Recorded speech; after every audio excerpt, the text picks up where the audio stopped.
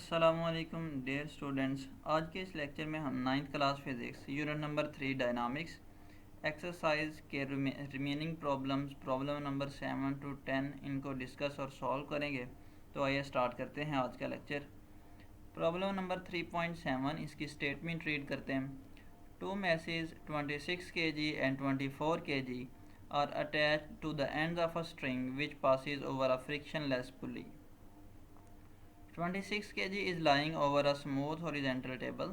24 Newton mass is moving vertically downward. Find the tension in the string and the acceleration in the bodies. अब इस problem में हमें given है कि दो बॉडीज़ हैं। एक बॉडी का मास 26 kg है और दूसरी बॉडी का मास 24 kg है। वो बॉडी जिसका मास 26 kg है वो इस टेबल की सरफेस के ऊपर है, और जिस बॉडी का मास 24 kg है वो वर्टिकली डाउनवर्ड मूव कर रही है। हमने क्या फ़ाइंड करना है या हमसे क्या रिक्वायर्ड करता है? टेंशन हमने स्ट्रिंग के अंदर फाइंड करनी है और जो एक्सेलरेशन है बॉडीज़ में वो फाइंड करना है। तो आइए इसका सलूशन स्टार्ट करते हैं। मैंने आपको बताया था कि किसी भी प्रॉब्लम को हम 3 हेडिंग के अंडर सॉल्व किया करेंगे। तो सबसे पहले जो गिवन वैल्यूज़ हैं उनको लिख लेते हैं। So given data. इस प्रॉब्लम में एक बात याद रखिएगा कि जब भी ये टेबल वाला प्रॉब्लम होगा तो जो मैस मूव कर रहा होगा डाउनवर्ड उसको हमने m1 लेना है। तो यहाँ पे देखें तो फिर हमारे पास जो m1 है वो 24 kg आएगा, क्योंकि प्रॉब्लम में उसने बताया कि 24 kg वर्टिकली डाउनवर्ड मूव कर रहा है। सो m1 24 kg, और जो मैस सरफेस की टेबल पे होगा उसको हमने m1 लेना है। यहाँ से कट कर लेना 2.09 से, और जो मैस सरफेस की टेबल के ऊपर होगा उसको हम m2 कंसीडर करेंगे। तो m2 इसकी वैल्यू हमें गिवन है 26 kg।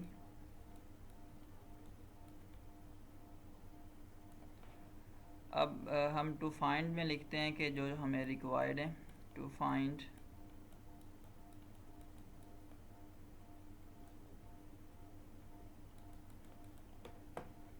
हमने बॉडीज़ के अंदर एक्सेलरेशन फाइंड करना है और स्ट्रिंग में टेंशन फाइंड करनी है। तो टेंशन को कैपिटल T से डिनोट करते हैं। टेंशन हमें रिक्वायर्ड है और नंबर 2 पे हमें एक्सेलरेशन रिक्वायर्ड है। सो इसका फर्स्ट पार्ट सॉल्व करते हैं। इसका फार्मूला आपकी बुक के पेज नंबर 67 के ऊपर मौजूद है, टॉप के ऊपर, जिसमें ऐसी अरेंजमेंट के लिए एक्सेलरेशन और जो टेंशन का फार्मूला है वो गिवन है। तो हम पहले एक्सेलरेशन फाइंड करते हैं, फिर उसके बाद टेंशन फाइंड करेंगे। तो इस फार्मूला से स्टार्ट करते हैं। तो सॉल्यूशन में लिखते हैं, आपने सॉल्यूशन में ये फार्मूला लिखना है, उसके बाद इसमें वैल्यू सब्स्टिट्यूट करनी है। तो मैं टाइम सेव करने के लिए यहाँ पे डायरेक्ट वैल्यू सब्स्टिट्यूट करूँगा। सो m1 की वैल्यू सब्स्टिट्यूट करते हैं जो कि है 24 kg, और साथ में देखें यहाँ पे g मल्टीप्लाई हो रहा है। तो g की वैल्यू आपको पता है 10 मीटर पर सेकेंड होती है। डिवाइड कर देंगे m1 प्लस m2, और m1 है हमारे पास 24 kg और m2 है 26 kg। तो इस इक्वेशन को सॉल्व करें, सिंप्लीफाई करते हैं। 24 को 10 से मल्टीप्लाई करेंगे 240, और 24 और 26 को ऐड करेंगे तो 50। अब 240 को डिवाइड करें 50 से अगर, तो हमारे पास आंसर आ जाएगा 4.8 मीटर पर सेकेंड स्क्वायर, जो कि एक्सेलरेशन का यूनिट है। तो यहाँ से हमने जो इसका बी पार्ट था उसको सॉल्व कर लिया। अब इसका जो फर्स्ट पार्ट है उसको सॉल्व करते हैं, यानी टेंशन फाइंड करते हैं। तो टेंशन के लिए अगेन आप फार्मूला लिखेंगे। मैं टाइम सेव करने के लिए यहाँ पे वैल्यू सब्स्टिट्यूट करूँगा। सो वैल्यू सब्स्टिट्यूट करते हैं। m1 24 kg, और साथ में m2 की वैल्यू को सब्स्टिट्यूट करते हैं 26 kg, मल्टीप्लाई हो रहा है g से, और g की वैल्यू आपको पता है 10 होती है। डिवाइड कर देते हैं 24 m1 प्लस m2, यानी 24 प्लस 26। इसको आप सॉल्व करेंगे तो हमारे पास जो आंसर है वो आ जाएगा 125 न्यूटन, यानी जो टेंशन है स्ट्रिंग के अंदर उसकी वैल्यू आ जाएगी जो कि होगी 25 न्यूटन। तो इस तरह से हमने दोनों पार्ट को सॉल्व कर लिया। नेक्स्ट प्रॉब्लम देखते हैं 3.8, इसकी स्टेटमेंट रीड करते हैं। How much time is required to change 22 newton second momentum by a force of 20 newton. अब इस प्रॉब्लम की स्टेटमेंट को पहले समझें। उसने हमसे ये पूछा है कि how much time is required, कि हमें कितना। नेक्स्ट प्रॉब्लम देखते हैं 3.8। How much time is required to change 22 newton second momentum by a force of 20 newton. अब इसको ज़रा समझते हैं कि हमसे क्या रिक्वायर्ड कर रहा है। उसने हमसे ये पूछा है कि कितना टाइम हमें चाहिए, कितना टाइम रिक्वायर्ड है to change 20 newton second momentum के 22 न्यूटन सेकेंड मोमेंटम को चेंज करने के लिए कितना टाइम चाहिए। और उसने हमें फोर्स की वैल्यू भी दे दी है जो कि है 20 न्यूटन। तो सबसे पहले हम गिवन डेटा लिखते हैं, उसके बाद फिर इसको सॉल्व करते हैं। सो गिवन वैल्यूज़ में हमें है चेंज इन मोमेंटम गिवन है, और चेंज इन मोमेंटम आपको पता है इक्वल होता है final momentum minus initial momentum, यानी P F minus P I, और वो किसके इक्वल है 22 न्यूटन सेकेंड के, और न्यूटन सेकेंड मोमेंटम का यूनिट है। और फोर्स की वैल्यू गिवन है, फोर्स की वैल्यू 20 न्यूटन गिवन है। अब हमने फाइंड क्या करना है, हमने टाइम फाइंड करना है। तो टू फाइंड में लिखेंगे हम टू फाइंड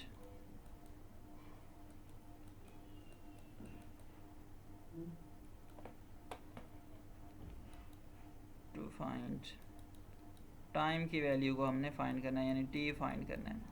तो ये जो न्यूमेरिकल है ये रिलेट करता है आर्टिकल आपकी बुक का जो था Newton third law, Newton second law and momentum, जिसका जो इक्वेशन है 3.14 आपकी बुक की चैप्टर नंबर 3 में, उसमें ये फार्मूला गिवन है।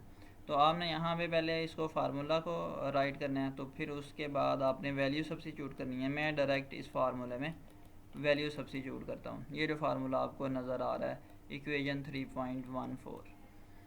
सो पी एफ माइनस पी आई यानी चेंज इन मोमेंटम, इसकी वैल्यू हमें गिवन है, और इसकी जगह हम क्या सब्स्टिट्यूट कर देंगे 22 इंटू न्यूटन सेकेंड, और फोर्स की वैल्यू गिवन है, और यहाँ से टाइम भी नीचे डिवाइड हो रहा है। अब फोर्स की वैल्यू गिवन है जो कि है 20 न्यूटन, हमने टाइम फाइंड करना है। तो इस इक्वेशन को थोड़ा सा अगर रीअरेंज करें, सो टी किसके इक्वल आ जाएगा, ये 20 इधर मल्टीप्लाई हो रहा है, इधर आके डिवाइड होगा 22 से, सो 22 ओवर 20। अब इसको सॉल्व करें तो हमारे पास आंसर आ जाएगा 1.1 इंटू सेकेंड, जो कि टाइम का यूनिट है। नेक्स्ट प्रॉब्लम देखते हैं 3.9। How much is the force of friction, how much is the force of friction, यानी हमें जो रिक्वायर्ड है वो फोर्स ऑफ फ्रिक्शन रिक्वायर्ड है, यानी हमने फोर्स ऑफ फ्रिक्शन को टू फाइंड में लिखना है। How much is the force of friction between a wooden block of mass 5 kg and the horizontal marble floor. The coefficient of friction between the wood and the marble is 0.6। अब इस problem को ज़रा समझें। कहता है कि एक wooden block है, और वो जो वुडन ब्लॉक है एक मार्बल फ्लोर के ऊपर मौजूद है, यहाँ पे मार्बल फ्लोर पे। अब अगर इसको मूव करवाएं तो कितनी फोर्स ऑफ फ्रिक्शन होगी बिटवीन वुडन ब्लॉक जिसका मैस 5 kg है और इस मार्बल फ्लोर के दरमियान, और जो कोफिशिएंट ऑफ फ्रिक्शन है उसकी वैल्यू उसने दे दिया हमें, वो 0.6 है। तो गिवन डाटा में लिख लेते हैं। गिवन डाटा में जो वैल्यूज़ हमें गिवन है, हमें मैस गिवन है बॉडी का m जो कि इक्वल है 5 kg, और सेकेंडली हमें कोफिशिएंट ऑफ फ्रिक्शन गिवन है जिसको म्यू से रिप्रेजेंट करते हैं, उसकी वैल्यू है हमारे पास 0.6। अब इस प्रॉब्लम को सॉल्व करते हैं। इससे पहले हम टू फाइंड में लिख लेते हैं कि हमें कौन सी चीज़ रिक्वायर्ड है या कौन सी चीज़ हमने फाइंड करनी है। तो इस प्रॉब्लम में हमने फोर्स ऑफ फ्रिक्शन फाइंड करनी है। सो फोर्स ऑफ फ्रिक्शन ये हमें चाहिए। अब आपकी बुक की जो इक्वेशन 3.23 है आप उसको यूज़ करेंगे। इस फार्मूला में वैल्यू सब्स्टिट्यूट करेंगे तो यहाँ से आपके पास फोर्स की वैल्यू आ जाएगी। आप इस फार्मूला को लिखेंगे, मैं यहाँ पे डायरेक्ट वैल्यू सब्स्टिट्यूट करता हूँ इस फार्मूले में। तो इसको सॉल्व करते हैं तो F किसके इक्वल आ जाएगा, म्यू की वैल्यू हमें गिवन है 0.6, तो यहाँ पे 0.6 लिखेंगे, 0.6। साथ में देखें क्या है, मैस है इस इक्वेशन में, तो मैस की वैल्यू भी गिवन है 5 kg, और साथ में g मल्टीप्लाई हो रहा है, तो g की वैल्यू हमें पता है 10 होती है। सो इनको मल्टीप्लाई करें तो हमारे पास जो आंसर आएगा वो आएगा 30, और साथ में फोर्स का यूनिट लिख देंगे जो कि है न्यूटन।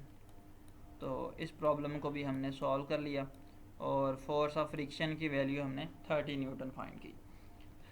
नेक्स्ट प्रॉब्लम देखते हैं 3.10। How much centripetal force is needed to make a body of mass 0.5 kg to move in a circle of radius 50 centimetre with a speed of 3 metre per second square.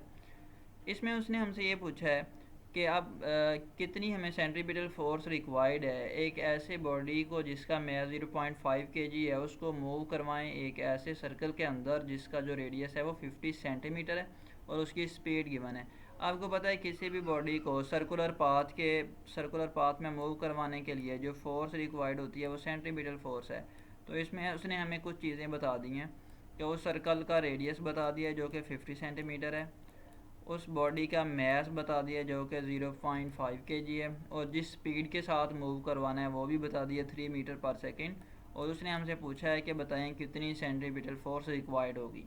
तो centripetal force का जो formula आपकी book में equation 3.26 हम उसको इस problem में use करेंगे। इससे पहले हम गिवन डेटा और टू फाइंड लिख लेते हैं। गिवन डेटा में देखें हमारे पास 3 वैल्यूज़ गिवन है। सबसे पहले तो बॉडी का मास गिवन है जिसको हमने सर्कल में मूव करवाना है और उसके मास की वैल्यू है 0.5 kg। उसके बाद हमें उस सर्कल का रेडियस गिवन है जिस सर्कल में बॉडी को मूव करवाना है और उस सर्कल के रेडियस की वैल्यू गिवन है 50 सेंटीमीटर।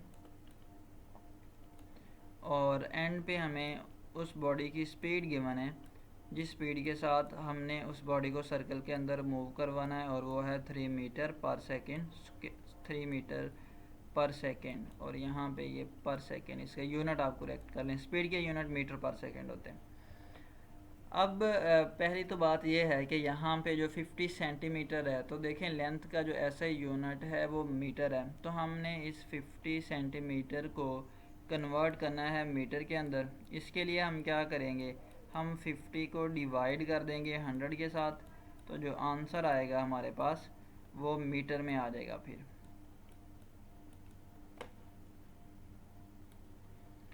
इसको सॉल्व कर लेते हैं, सिंप्लीफाई कर लेते हैं, ये ज़ीरो इससे कैंसिल, और अगर आप इसको सॉल्व करेंगे तो हमारे पास जो आंसर आएगा वो आएगा 0.5, और साथ में यूनिट आ जाएंगे मीटर। अब सारी वैल्यूज़ ऐसा यूनिट के अंदर हैं, मास, लेंथ जो कि रेडियस है, और स्पीड। अब टू फाइंड में हम लिखते हैं कि हमें कौन सी चीज़ रिक्वायर्ड है। तो इस प्रॉब्लम में उसने हमसे सेंट्रीपिटल फोर्स रिक्वायर्ड किया है कि कितनी सेंट्रीपिटल फोर्स चाहिए। सेंट्रीपिटल फोर्स को FC से डिनोट करते हैं, ये हमें रिक्वायर्ड है और इसकी वैल्यू हमने फाइंड करनी है। इस फार्मूले को आप यहाँ पे लिखेंगे, मैं डायरेक्ट वैल्यू सब्स्टिट्यूट करता हूँ सोल्यूशन लिख के। FC इज़ इक्वल टू, मास की जगह हम लिखेंगे 0.5 kg, रेडियस की जगह जो हमने इसकी वैल्यू फाइंड की है मीटर के अंदर वो सब्स्टिट्यूट करेंगे, सॉरी ये इसके डिनोमिनेटर में आएगा।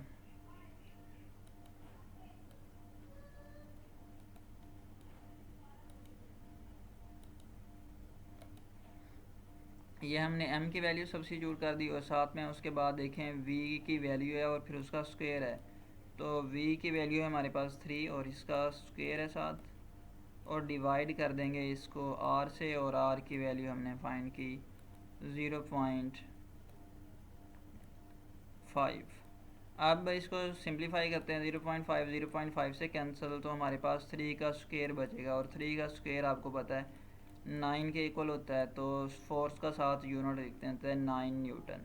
तो हमारे पास आंसर आ गया कि 9 न्यूटन जो है वो हमें सेंटीमीटर फोर्स रिक्वायर्ड है, और यही आंसर गिवन है इसकी स्टेटमेंट के साथ। तो इसके साथ ही हमने यूनिट नंबर 3 के जो न्यूमेरिकल प्रॉब्लम्स हैं इनको कंप्लीट कर लिया, और आपका ये चैप्टर भी, इसकी पहले तो हमने चैप्टर को कंप्लीट किया, फिर इसके एक्सरसाइज के शॉर्ट क्वेश्चन, और इस लेक्चर में हमने इसके न्यूमेरिकल प्रॉब्लम्स जो रिमेनिंग थे उनको भी डिस्कस कर लिया। नेक्स्ट लेक्चर में इंशाल्लाह हम चैप्टर नंबर 4 से स्टार्ट करेंगे।